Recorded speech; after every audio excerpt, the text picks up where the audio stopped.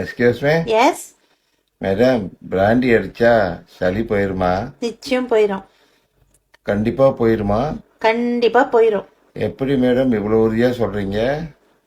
யோ, இந்த குடினால மானம் போச்சு, மரியாதை போச்சு, வேலை போச்சு, சொத்து போச்சு, குடும்பம், பிள்ளை, குட்டி எல்லாம் போச்சு.